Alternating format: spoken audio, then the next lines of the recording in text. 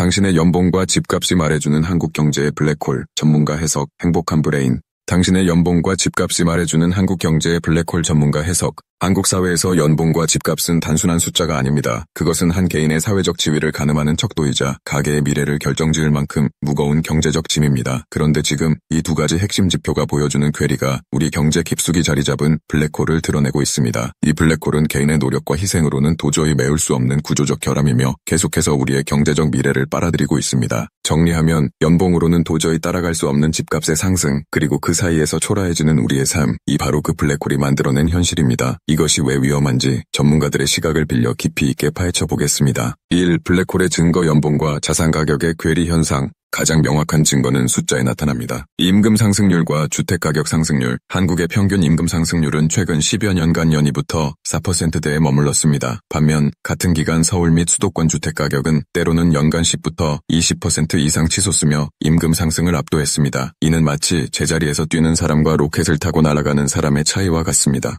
PIR의 악화. PIR은 연소득 대비 주택가격의 비율을 나타냅니다. OECD 평균이 6부터 8년 선인 반면 서울의 PIR은 20년을 넘어서는 경우가 허다합니다. 즉 한국인, 특히 서울 시민은 자신의 연봉으로는 20년 동안 한 푼도 쓰지 않고 모아야 집 한 채를 살 수 있다는 얘기입니다. 이는 더 이상 정상적인 경제 현상이 아닙니다. 전문가 해석. 이것은 단순한 버블이 아닙니다. 이는 자본이 실물 경제가 아닌 자산에 집중되는 자본주의의 구조적 변곡점 현상입니다. 노동으로 얻는 소득보다 기존 자산을 보유한 이들의 자본소득이 압도적으로 커지면서 경제적 불평등이 세습되고 있습니다. 한 경제연구원 소장. 이 블랙홀의 생성 원인. 왜 이런 일이 발생하는가? 이 블랙홀은 하루아침에 생긴 것이 아닙니다. 한국 경제의 여러 구조적 문제가 맞물려 만들어진 결과입니다. 초저금리 시대의 장기화, 금리가 낮으면 대출을 받기 쉬워지고 사람들은 돈을 불릴 수단으로 부동산과 같은 자산에 투자하게 됩니다. 이는 수요를 폭발적으로 증가시켜 가격을 끌어올립니다. 특히 코로나 팬데믹 이후 전 세계적으로 펼쳐진 초저금리 정책은 자산 시장에 엄청난 유동성을 쏟아부었습니다. 과도한 규제와 불확실한 공급. 한국, 특히 서울의 부동산 시장은 규제와 공급의 미스매치가 심각합니다. 개발 규제, 용적률 제한, 임대차 규제 등 각종 규제가 공급을 위축시키는 동시에 정책의 빈번한 변경은 시장의 불확실성을 키워 투기 심리를 부추겼습니다. 한정된 좋은 일자리와 임금 정체. 한국 경제의 고질병인 대기업 중소기업 간 양극화, 제조업 중심의 경직된 노동시장은 양질의 일자리 창출을 저해합니다. 많은 젊은이들이 선호하는 안정적인 일자리의 수는 제한적이고 그마저도 임금 상승폭은 자산 상승폭을 따라가지 못합니다. 전문가 해석. 부동산은 더 이상 살 곳이 아니라 투자처로 전락했습니다. 문제는 이 투자 게임에 참여하기 위한 입장료가 임금으로는 도저히 마련하기 어려울 정도로 비싸져 버렸다는 점입니다. 이는 경제의 활력을 근본적으로 위협합니다. 한 대학 경제학과 교수. 3. 블랙홀의 영향. 당신의 삶과 경제에 미치는 충격. 이 블랙홀은 우리 삶의 여러 부분을 빨아들이며 붕괴시키고 있습니다.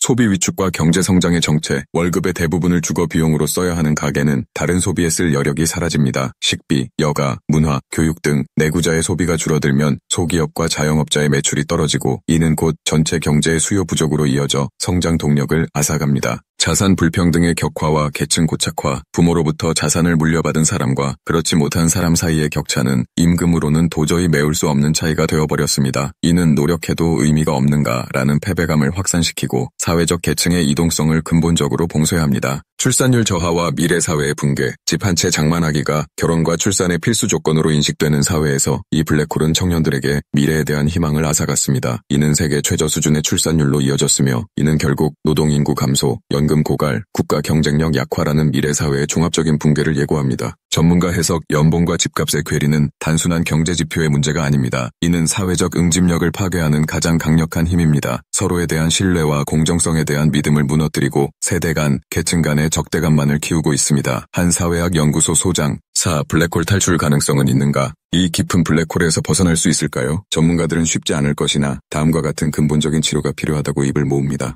주거복지의 패러다임 전환. 모두가 집을 소유해야 한다는 신화에서 벗어나 공공임대주택의 양과 질을 대대적으로 확충하여 안정적으로 살 수 있는 선택지를 다양화해야 합니다. 단기적인 가격 잡기에 매몰되기보다 장기적인 주거 안정망을 구축하는 데 정책의 초점을 맞춰야 합니다. 임금 체계의 혁신과 일자리 질 개선, 중소기업의 생산성과 임금 수준을 높일 수 있는 구조 개혁이 필수적입니다. 또한 대기업 중심의 경직된 노동시장을 유연화하고 새로운 산업 분야에서 양질의 일자리를 창출해야 노동으로 번 돈의 가치를 되살릴 수 있습니다.